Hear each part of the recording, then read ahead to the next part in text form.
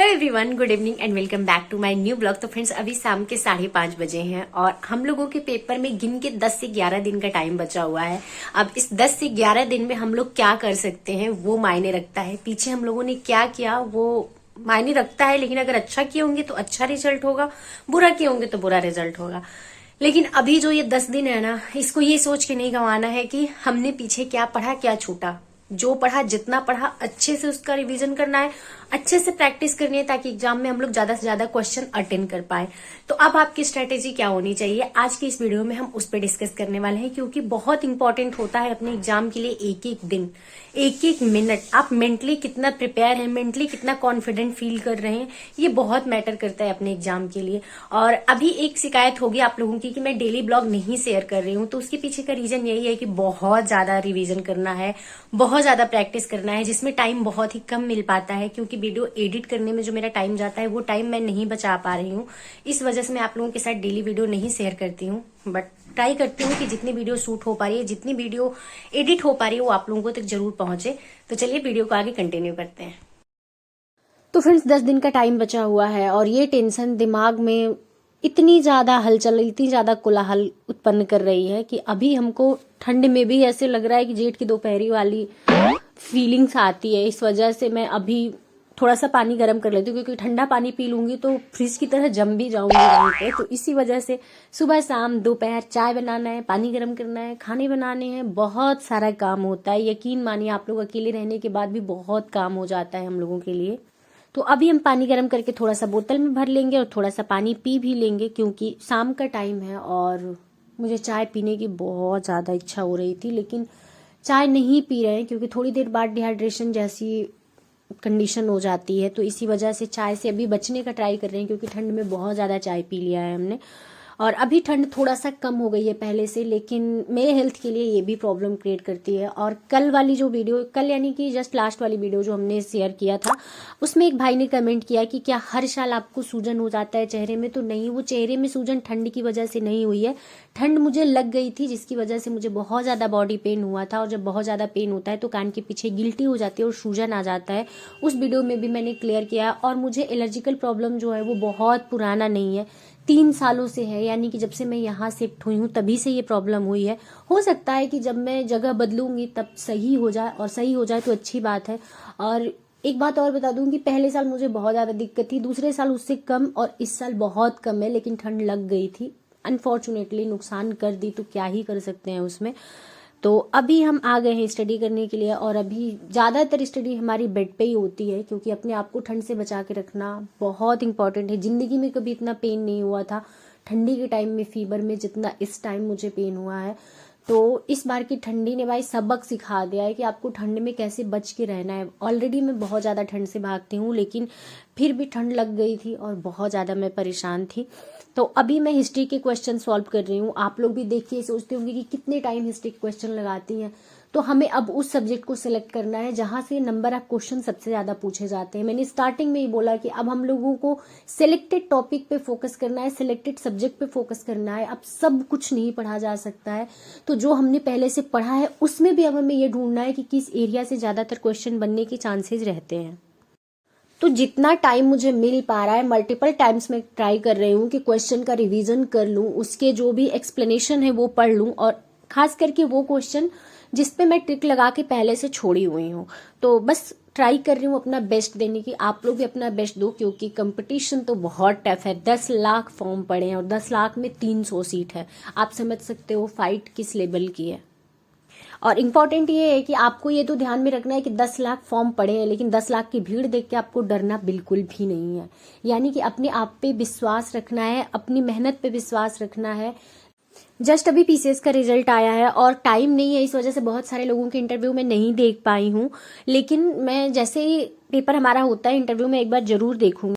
तो कोमल तिवारी का कमेंट आया है। हेलो कोमल, मैं रिप्लाई जरूर करती हूँ आप लोगों के कमेंट्स का। आजकल थोड़ी सी शेड्यूल ज्यादा बिजी हो गया है। आजकल क्या, जब से घर से आई हूँ तब से टाइम टू टाइम मैं आप लोगों के कमेंट्स का रिप्लाई नहीं कर पाती हूँ, लेकिन कोशिश करती हूँ कि जो इम्पोर्टेंट आप लोगों के क्वेश्चंस हैं उसको जरूर कंसीडर करूँ मैं।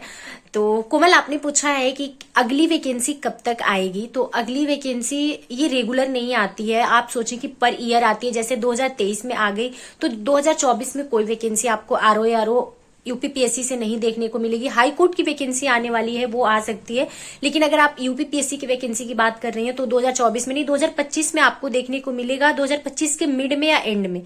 जैसे ही आपकी 2023 की वैकेंसी देखने को मिली थी, तो एक ही बार वैकेंसी कंटिन्यू आई है 2016 और 17 आरओ की आयोग से, वरना कभी भी पर ईयर वैकेंसी नहीं आती है, हमेशा 1-2 साल का गैप करके ही आती है। तो उम्मीद करते हैं कि 2025 में वैकेंसी आएगी। तो अगर आप नेक्स्ट टाइम के लिए प्रिपेयर कर रही हैं तो आपके पास अच्छा खासा टाइम है, बहुत अच्छे से अपने सिलेबस को कंप्लीट करने का टाइम है, प्रैक्टिस करने का टाइम है। तो पैनिक बिल्कुल भी मत होइएगा। उम्मीद करती हूँ कि आपके क्वेश्चन का आंसर आपको मिल गया होगा। आप कई बार से ये क्वेश्चन पूछ रही थी, लेकिन मैं सोच रही थी कि मैं कमेंट्स में कैसे रिप्लाई करूं, तो मैंने सोचा कि चलो आज के क्वेश्चन को वीडियो में कंसीडर कर लेते हैं। एक है प्रीति यादव, जिनका मैंने एक शॉर्ट रील में इंटरव्यू था, वो मैंने देखा।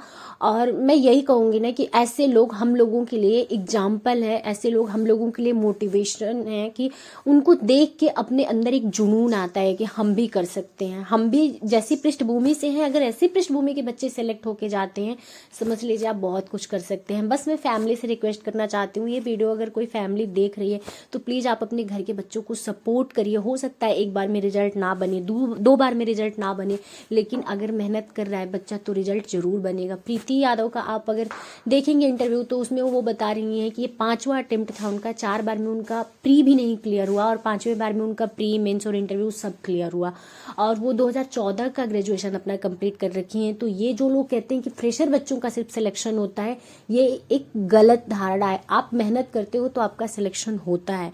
तो बस अपने आप पे विश्वास रखिए और अपनी पढ़ाई में लगे रहिए। नो डाउट पेपर बहुत टफ आएगा, लेकिन हम लोग अपनी तैयारी में कहीं से चूक नहीं रखे हैं। पेपर में क्या होगा क्या नहीं ये सोच के मैं भी बहुत ज़्यादा घबरा जाती हूँ, लेकिन अब मैंने ये सोच रखा है कि ठीक है यार, बहुत ज़्यादा परेशान होने से कुछ नहीं होगा। बस जितना हमारे पास है उसको हमें ध्यान से पढ़ना है। और सबसे ज़्यादा इम्पॉर्टेंट है कि हमें हिंदी पे फोकस करना है, क्योंकि हिंदी एक स्कोरिंग सब्जेक्ट है और हिंदी से हमारा सिलेक्शन डिसाइड हो सकता है। तो हिंदी पे फोकस करना है, साथ में हिस्ट्री, जियोग्राफी, साइंस और पॉलिटी और करंट। इतना अगर आप 10 दिन में फोकस कर लेते हैं तो मुझे लगता है कि आप बेहतर सिचुएशन में जा सकते हैं। तो मैं यही कहूंगी कि नंबर ऑफ क्वेश्चन यहाँ से सबसे ज़्यादा देखने को मिलते हैं। तो छोटे छोटे क्वेश्चनों के पीछे या बहुत टफ क्वेश्चनों के पीछे मत भागिएगा। यहाँ से आपके जो इजी क्वेश्चन है वो बिल्कुल भी गलत नहीं होने चाहिए, इस बात का ध्यान आप लोग बिल्कुल रखिएगा। और सिलेक्शन पाने का सबसे मूल मंत्र यही होता है कि हमारा इजी क्वेश्चन गलत नहीं होना चाहिए। और हाँ, एक सब्जेक्ट में भूल गई थी जिसपे सबसे ज़्यादा फोकस करना है, वो है आपका यूपी स्पेशल। यूपी स्पेशल का वेटेज आपको ज़्यादातर देखने को मिलेगा, क्योंकि आपकी यूपी पीसीएस में यूपी स्पेशल एक सब्जेक्ट के बेसिस पे आ गया है। तो आप समझ सकते हैं कि यूपी स्पेशल की इम्पोर्टेंट क्या है आयोग के लिए। तो वही इम्पोर्टेंस आपके पेपर में देखने को मिलेगा। हो सकता है कि नंबर ऑफ क्वेश्चन वहाँ से ज़्यादा देखने को मिल जाए।